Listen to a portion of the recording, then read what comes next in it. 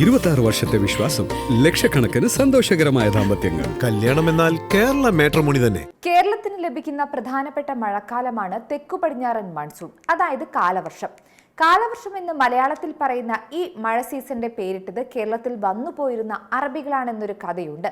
എന്തായാലും അതൊക്കെ പോട്ടെ. കാലവർഷം എന്നാൽ സ്കൂൾ തുറക്കുന്ന ദിവസങ്ങളിൽ പെയ്യുന്ന മഴയെന്നാണ് നാം ലളിതമായി മനസ്സിലാക്കിയിരിക്കുന്നത്.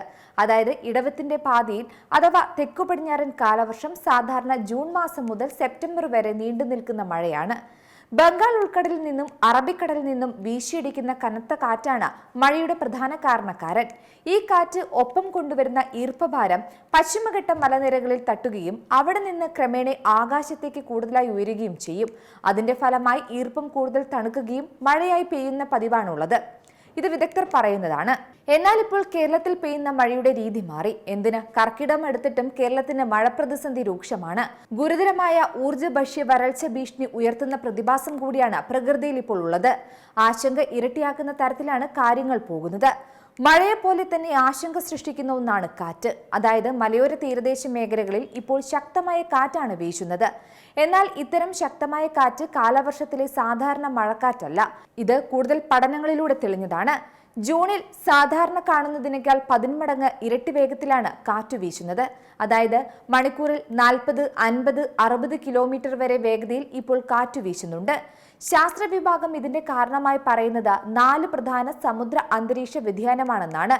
കാറ്റ് ശക്തമായത് ശരിക്കും പരമ്പരാഗത മത്സ്യമേഖലയെ പ്രതികൂലമായി ബാധിച്ചിരിക്കുന്നുണ്ട്.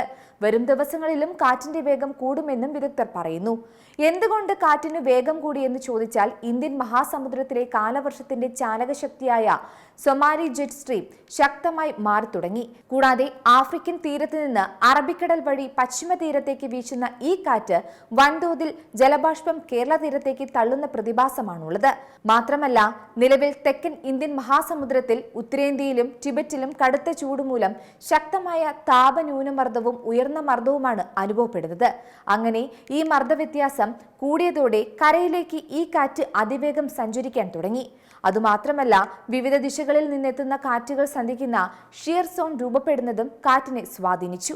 അതിനിടയിൽ അറബിക്കടലിലെ ഉപരിതല താപനില ഉയർന്നതുമൂലം വായു ചൂടുപിടിച്ച് അന്തരീക്ഷത്തിലേക്ക് സഞ്ചരിച്ചു.